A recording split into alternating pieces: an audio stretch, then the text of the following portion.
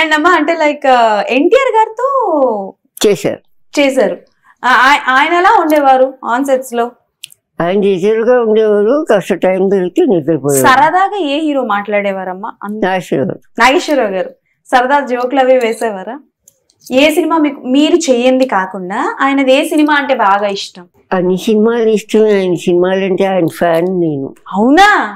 మరి ఇప్పుడు మనకి రిలీజ్ అయ్యే కొన్ని సినిమాలు ప్రేమాభిషేకం, దేవదాసు, గుండమ్మ కథ, మిస్సమ్మ, ఇవన్నీ సినిమాలు రిలీజ్ అయ్యాయి. ఆ సినిమాలో ఏ సినిమాలు లేదు నేను. అయ్యో, ఎందుకలా మిస్ అయ్యారా? ఛాన్సెస్ ఏమైనా?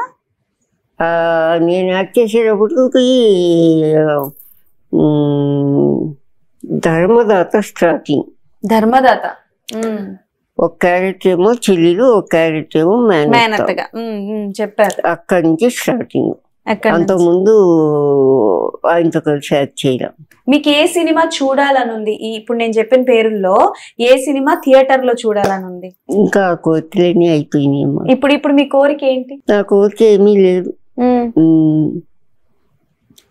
ఇంట్లో శుభ్రంగా టైం దొరికితే పడుకోవటం, ఫోన్ చేయించు, కావాల్సింది వండుకోవటం, తింటాం, అంతరించి ఏం లేదు. ఎప్పుడైనా ఏ హీరోకైనా వండి పెట్టారా? ఏ ఆర్టిస్టులకైనా మీరు వండి పెట్టడం జరిగిందా? అది చెప్పకూడదు. చెప్పండి, కావాలి.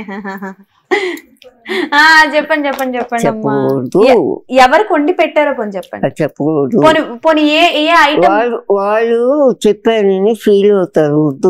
వాళ్ళు చెప్పారని ఫీల్ అవుతారు. నేను చెప్పానని వాళ్ళు ఫీల్ అవుతారు. అవునమ్మా.